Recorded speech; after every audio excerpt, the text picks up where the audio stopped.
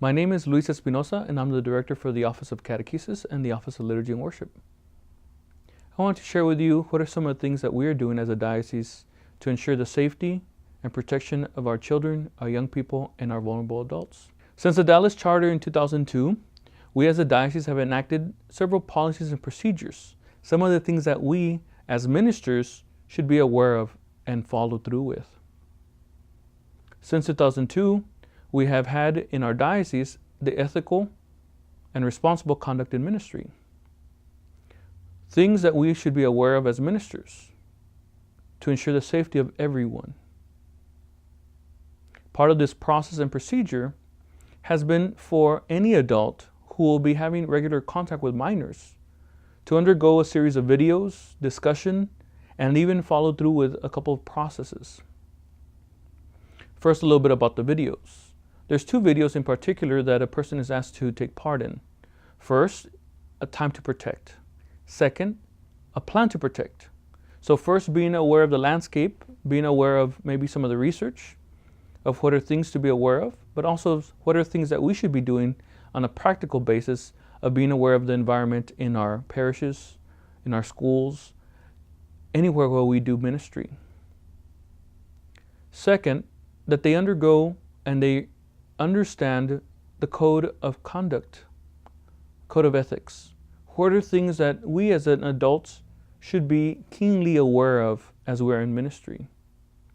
So this code of ethics that is signed and it is retained at the parish, and that should be done on an annual basis. Second is a background check.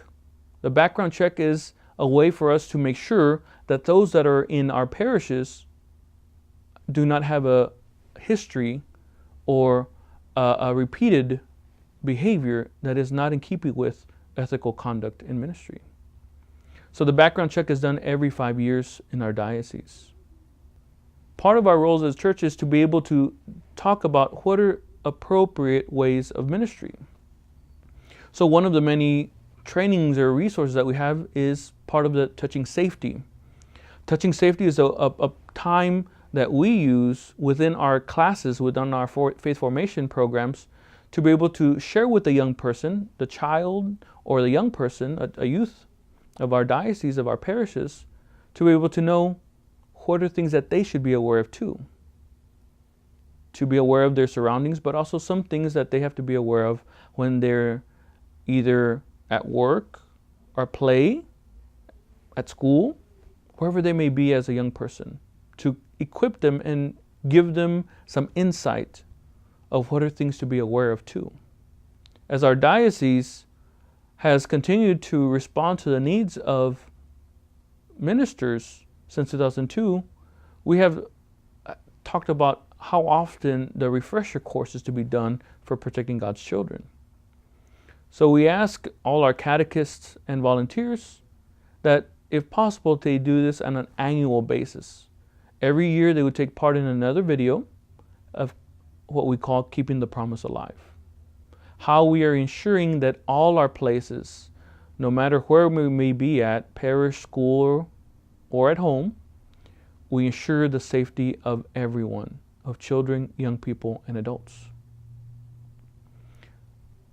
One of the other things or ideas that we have is that who are we supposed to report?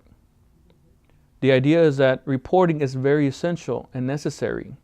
So first we ask that any individual or person, or even the young person, would report to the authorities of any kind of abuse, any kind of wrong touches, anything that may be questionable as to whether it's following or in keeping with ethical and responsible ministry.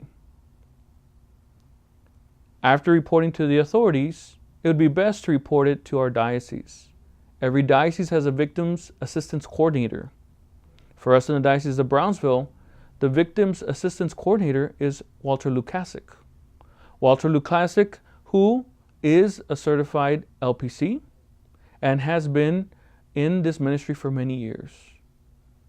Walter Lukasic may be reached at his email, wlukasic@cdob.org.